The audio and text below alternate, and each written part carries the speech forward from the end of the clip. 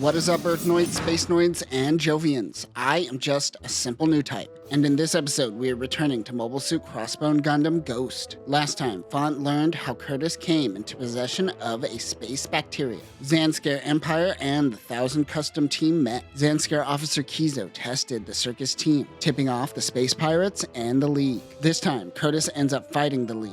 They run away from the circus, and Font tries to go rogue in a Victory Gundam. So let's get into this.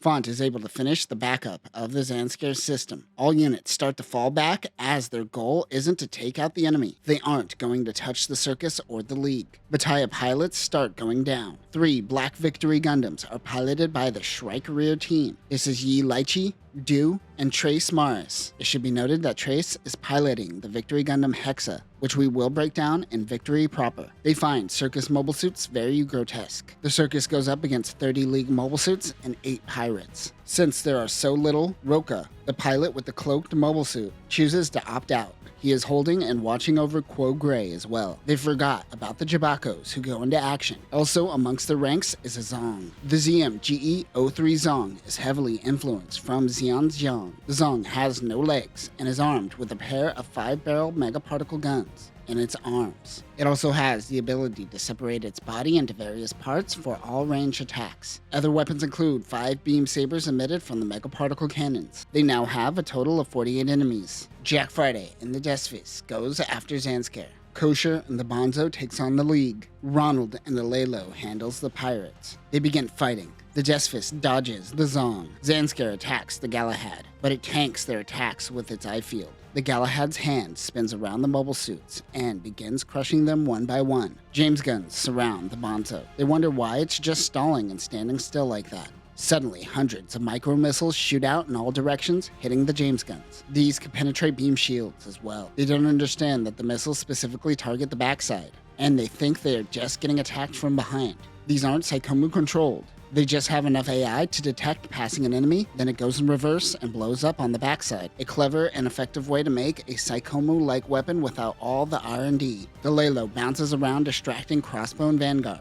Curtis is going to have to fight to make a path. While Font is panicking, he hears a noise and realizes that Belle stowed away again. That is when the Rear Shrike Team moves in on both mobile suits. Curtis has no choice but to attack them. Ronald? Wait, hold up. The circus member that looks like a clown is called Ronald? This world has McDaniels, and you make a McDonald's reference? Get out of here. That being said, if McDaniels did have a mascot, it would be that creepy clown in Dotonbori in Osaka. It's so creepy looking. Anyways, Ronald lets the pirates and the League fight, and he will kill the winner. He notices Font and the Zaku. The Zong is no match for the Desvis. Jack Friday says that Psychomu tech is a thing of the past, and they could all read psycho waves. He smashes the face of the Zong and destroys the unit. If the cockpit is in the head like the original Jiang, that dude's dead. Curtis is holding his own against the Shrike Rear.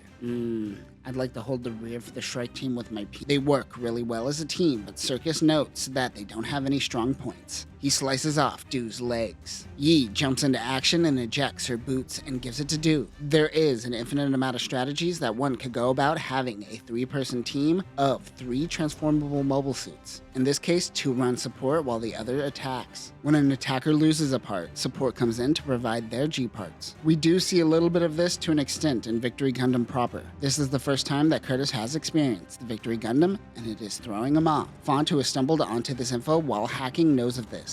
His mission was to retrieve the intel and run. Now that Belle is here, he has to get out of here. But Belle wants him to help Curtis. Font doesn't know what to do. That is when Belle activates her Newtype powers. Suddenly, Curtis is able to see. Belle is using her Newtype senses to allow Curtis to see what she sees. Font decides to head in. As he gets closer to the battle, Curtis's sights get better. Font essentially hangs out next to Curtis, acting as his eyes while trying not to die. Curtis is also tripping out because he is seeing himself in the third person, but he gets used to it. He uses a classic weapon on the Gundams, the scissor anchor. He also opens his mouth to vent heat. While the League and Crossbone Vanguard fight, the circus just kicks back and watches. Curtis destroys the boots of all the Gundams. They are all disarmed, but not killed. Curtis should be mad, but he thanks the 2. Belle suddenly passes out from Newtyping too hard. Curtis's vision becomes blurry and eventually goes away. He is mad that he was able to see the world, and it was only on the moon. He just saw rocks. Curtis tells the Shrike Rear Team to eject quickly, but it is too late. The 1,000 custom team approaches. Quo Gray introduces himself. He wants them to hand over all data on Angel's call that they have.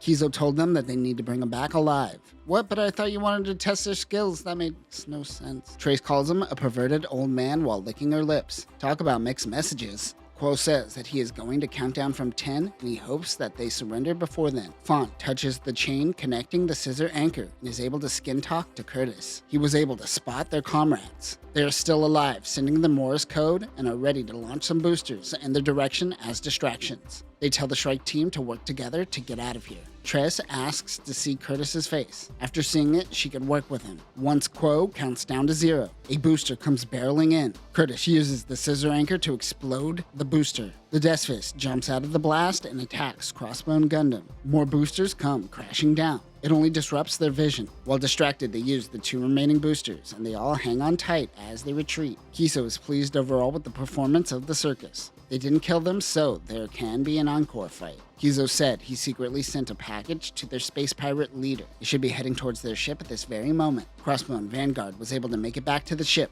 They lost 4 people on this mission. They find the package left by Kizo. Font wonders what it is. Curtis is like, oh, that? That's probably a head. The Zanskar Empire loves using the guillotine. Curtis meets the Shrike Rear Team. They don't trust him completely, but they will work together for now against Zanskar. They were tricked with fake intel about a fleet on the moon, and it got 30 League soldiers killed. Font finds out that Eren and Fonz Kagati have met multiple times over the past month, but they couldn't come to a deal, and Eren still has Angel's call. He says that he is certain of the location of the two's next meeting. Curtis asks Font to stay with him for 1 week, and then after that, he should leave. He is conflicted and ends up telling Tress of the Rear Shrike Team. She consoles in him, but it slowly devolves into her putting his face in her tits while suggesting he joins the League. Font runs away, probably because of boner. He stumbles onto Curtis drinking with the box that contains the severed head. He believes it is one of his old friends. His old friend once said that they should try to create a world where peace can exist for 100 years. Do that, and then do 100 more after that. The spy who got the intel of the meeting on the moon was this friend. He is mad that he can't look at the face. Font says, I'll do it. He looks at the face and instantly hates humanity. Cartoon Meat is a mining colony on Side 5. What an unfortunate name. No one will ever take you seriously, Colony. Font's parents are currently located here. We cut back to 1 day before. Quo Gray contacts them, telling Font he knows of his parents, and if they don't show up in 24 hours, they are going to start beheading citizens. Curtis tells Font that his parents will be safe, but it doesn't help the citizens. That is when he gives Font a good old bright slap. He says he shouldn't have shown him the head. He says that a human can only do what is within their abilities. He tells him not to be reckless and that he will think of something. This is going to slow down their search for Angel's call. He tells him not to act alone. We then cut to Font acting alone. Oh boy. He takes one of the Victory Gundam's core fighters. Neo Texas at Side 5 is going through a battle between 2 circus mobile suits versus the League's James guns. Font is just watching the one-sided battle. He is starting to realize what Curtis was trying to tell him. Curtis is informed that Font is gone, and at the same time, Yi Lichi runs in, saying Victory Gundam is gone.